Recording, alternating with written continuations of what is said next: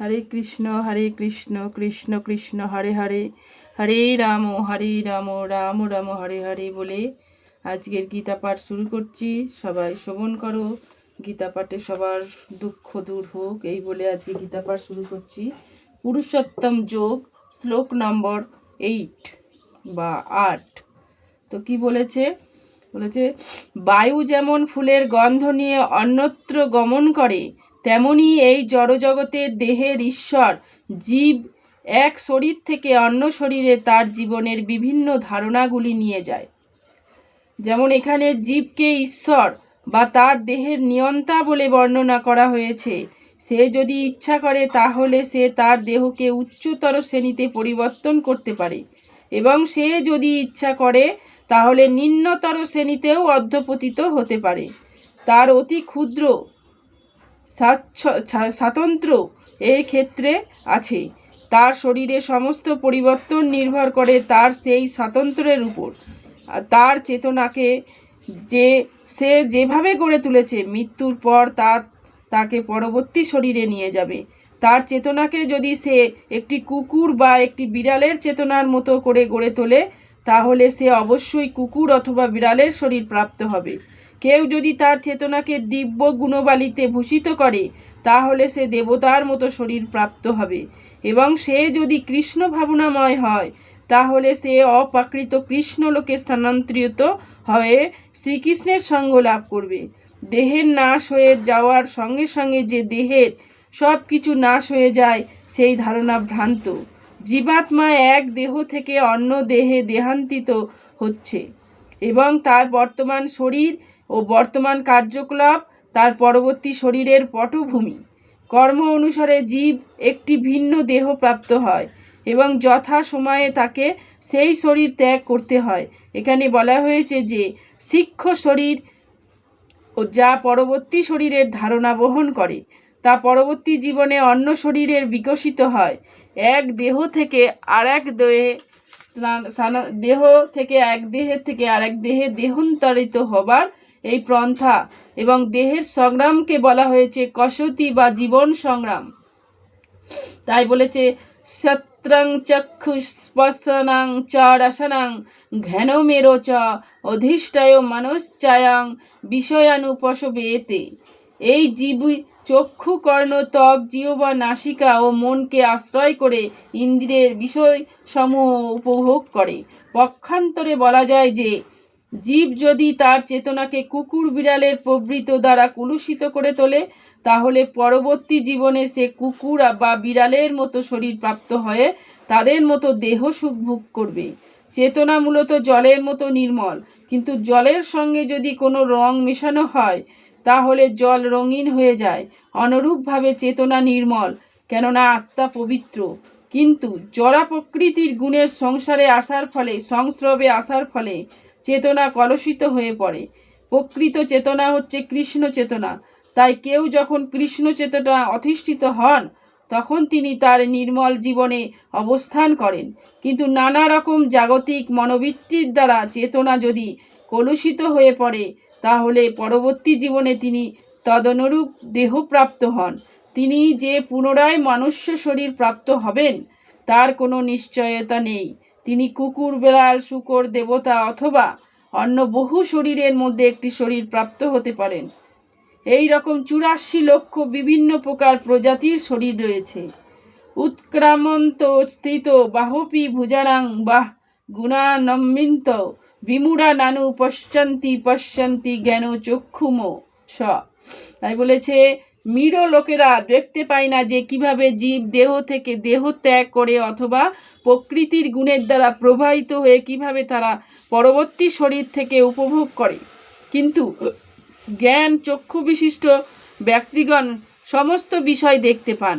জ্ঞান চক্ষুষ্য কথাটির অর্থ তাৎপর্যপূর্ণ। জ্ঞান বিনা কেউ বুঝতে পারে না কিভাবে জীব তার বর্তমান শরীরটি ত্যাগ করে এবং পরবর্তী জীবনে সে কী রকম শরীর ধারণ করবে। এমনকি এটিও বুঝতে পারে না কেন সে একটি বিশেষ ধরনের শরীর অবস্থান করছে। এই তত্ত্বসমূহ উপলব্ধি করবার জন্য গভীর জ্ঞানের প্রয়োজন। যা সদ্গুরু মুখারবিন্দ থেকে ভগবদ গীতায় ও তদনুরূপ শাস্ত্র শ্রবণ করার মাধ্যমে লাভ করা যায়। এই সমস্ত তত্ত্বজ্ঞান উপলব্ধ করার শিক্ষা যিনি লাভ করেছেন তিনি অন্তত ভাগ্যবান। প্রতিটি জীবই কোনো বিশেষ অবস্থায় তার শরীর ত্যাগ করেছে, কোনো বিশেষ অবস্থায় সে জীবন ধারণ করেছে এবং জড়া প্রকৃতির মোহে আচ্ছন্ন হয়ে সে বিশেষ অবস্থায় ইন্দ্রিয় সুখ ভোগ করবার চেষ্টা করেছে এবং পরিণামে সে নানা রকম সুখ দুঃখ ভোগ করছে। যারা অনন্তকাল ধরে কাম ও বাসনার দ্বারা মোহিত হয়ে আছে তারা কেন এক বিশেষ দেহের অবস্থান করেছে এবং কেনই বা সেই দেহ ত্যাগ করে অন্য দেহে দেহান্তিত হচ্ছে তা উপলব্ধ করার সমস্ত শক্তি হারিয়ে ফেলে। সেটি তাদের বোধগম্য হয় না। কিন্তু যার হৃদয়ে দিব্যজ্ঞানের প্রকাশ হয়েছে তিনি দর্শন করতে পারেন যে আত্মা দেহ থেকে বিভিন্ন এবং সর্বদাই তার দেহের পরিবর্তন হচ্ছে এবং চিন্ময় স্বরূপে তার আত্মা নিত্য আনন্দ অনুভব করছে।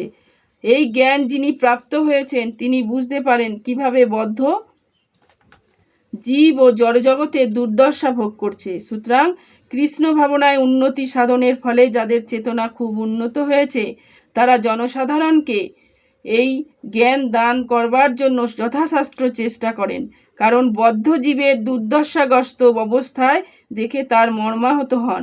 বদ্ধ জীবের অবস্থা অত্যন্ত ক্লেশদায়ক, তাই তাদের কর্তব্য হচ্ছে এই বদ্ধ অবস্থা অতিক্রম করে কৃষ্ণ চেতনা লাভ করা এবং জড়জগতের বন্ধন থেকে নিজেদের মুক্ত করে অপ্রাকৃত জগতে প্রত্যাবর্তন করা। যতন্ত যোগিনশ্চন পশ্যন্ত তন বস্থিতম যতন্ত হ প্রাকৃত তনান্তে নৈনং পশ্যন্ত চেতস্যা। বলেছে আত্মজ্ঞানে অধিষ্ঠিত যত্নশীল যোগীগণ এই তত্ত্ব দর্শন করতে পারেন, কিন্তু আত্মতত্ত্বজ্ঞান রহিত আবেগীগণ যত্নপরায়ণ হয়েও এই তত্ত্ব অবগত হয় না। আত্মজ্ঞান লাভের প্রয়াসী বহু সাধক আছেন, কিন্তু যে আত্মজ্ঞান লাভ করেনি সে জীব দেহে সমস্ত কিছু পরিবর্তন কিভাবে হচ্ছে তা দেখতে পায় না। এই সূত্রে যোগিনী কথাটির তাৎপর্যপূর্ণ। আধুনিক যুগে তথাকথিত অনেক যোগী আছে এবং তথাকথিত বহু যোগাশ্রমও আছে, কিন্তু আত্মতত্ত্বজ্ঞানের ব্যাপারে তারা বাস্তবিকই অন্ধ। তারা কেবল এক ধরনের শরীরচর্চা প্রণালী সংক্রান্ত ব্যায়ামে অভ্যস্ত এবং দেহ যদি সুস্থ সুন্দর থাকে তাহলেই তারা সন্তুষ্ট হয়। এছাড়া আর কোনো তথ্য তাদের জানা নেই। তাদের বলা হয় যতন্ত্র হপ্পকৃতান্তানাহ। যদি তারা তথাকথিত যোগপন্থায় প্রচেষ্টা করেছে কিন্তু তারা তত্ত্বজ্ঞানী নয়। এই ধরনের লোকেরা আত্মার দেহান্তর সম্বন্ধে কিছুই বুঝতে পারে না। যারা যথার্থ যোগপন্থা অনুসরণ করছেন তারাই কেবল আত্মা, জগৎ ও পরমেশ্বর ভগবানকেই উপলব্ধি করতে পেরেছেন। পক্ষান্তরে বলা যায় যে কৃষ্ণ ভাবনাময় শুদ্ধ ভগবত ভক্তিতে নিযুক্ত ভক্তিযোগীই কেবল উপলব্ধি করতে পারেন কিভাবে সব কিছু ঘটছে। যদাদিত্যগতং তেজো জগত ভাষ্যতে খেলিম যচ্চন্দ্রমসি যচ্চন্দ্রগ্ন ততেজ্য বিদ্ধি মম কম। সূর্যের যে জ্যোতি এবং চন্দ্র অগ্নির যে জ্যোতি সমগ্র জগৎকে উদ্ভাসিত করে তা আমরাই তেজ বলে জানবে। যারা নির্বোধ তারা বুঝতে পারে না কিভাবে সব কিছু ঘটেছে। ভগবান এখানে যা ব্যাখ্যা করেছেন তা উপলব্ধি করার মাধ্যমেই যথার্থ জ্ঞানের সূচনা হয়। সূর্য, চন্দ্র, অগ্নি ও বৈদ্যুতিক শক্তি সকলেরই দেখতে পায়। মানুষকে কেবল এটি বুঝতে চেষ্টা করতে হবে যে সূর্যের উজ্জ্বল জ্যোতি, চন্দ্রের স্নিগ্ধ কিরণ, বৈদ্যুতিক আলোক ও অগ্নির দীপ্তি সবই আসছে পরম পুরুষোত্তম ভগবানের থেকে। জীবনের এই ভাবধারায় কৃষ্ণ ভাবনায় সূচনা এই জড়জগতের বদ্ধ জীবের প্রগতি অনেক অংশে নির্ভর করে। জীব অপরিহার্য রূপে পরমেশ্বর ভগবানের অবিচ্ছেদ্য বিভিন্ন অংশ এবং এখানে তিনি ইঙ্গিত করে দিচ্ছেন কিভাবে তারা তাদের আপন আলয় ভগবত ধামে ফিরে যেতে পারেন। এই শ্লোকটির মাধ্যমে আমরা জানতে পারি যে সূর্য সমস্ত সৌরমণ্ডলকে আলোকিত করছে। অনেক ব্রহ্মাণ্ড আছে এবং সৌরমণ্ডল আছে যেখানে ভিন্ন ভিন্ন সূর্য রয়েছে, চন্দ্র রয়েছে এবং গ্রহ রয়েছে। তবে প্রত্যেক ব্রহ্মাণ্ডে একটি মাত্রই সূর্য আছে। প্রত্যেক ব্রহ্মাণ্ডে একটি মাত্র সূর্যই আছে। ভগবদ গীতায় বলা হয়েছে যে চন্দ্র হচ্ছে নক্ষত্রের মধ্যে অন্যতম। নক্ষত্রামহং শশী। সূর্য রশ্মির প্রকাশ হয়ে চিৎকাশে ভগবানের চিন্ময় জ্যোতির প্রভাবে সূর্যোদয়ের সঙ্গে মনুষ্যের কার্যকলাপ বিনষ্ট করা হয়েছে। আগুন জ্বালিয়ে তারা রান্না করে, আগুন জ্বালিয়ে তারা কারখানা চালায় ইত্যাদি। আগুনের সাহায্যে কত কিছু করা যায়। তাই সূর্যোদয়, অগ্নি, চন্দ্রকিরণ জীবদেহের কাছে এত মনোরম। তাদের সাহায্য ব্যতীত জীব বেঁচে থাকতে পারে না।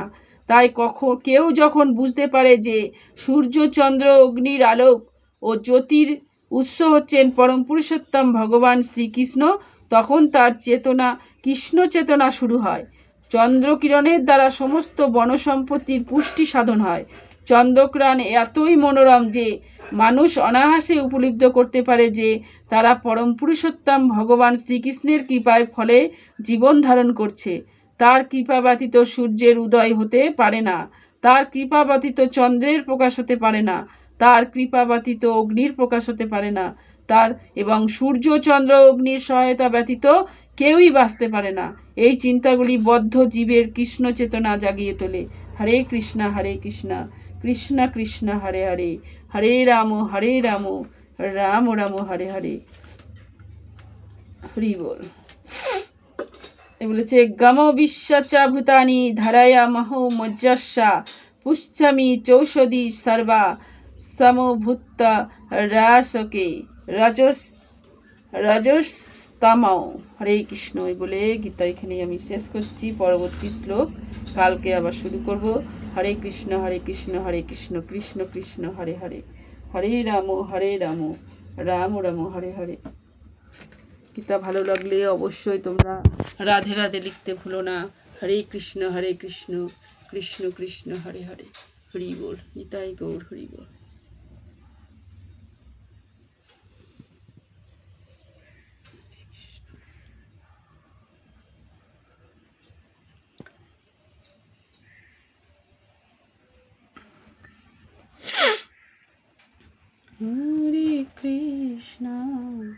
হরে কৃষ্ণ কৃষ্ণ কৃষ্ণ হরে হরে, হরে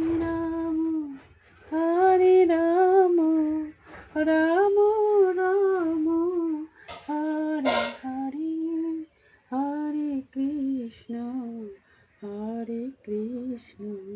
কৃষ্ণ কৃষ্ণ হরে হরে। হরি বল। রাধা মাধব। হরে কৃষ্ণ। জয় রাধে গোবিন্দ।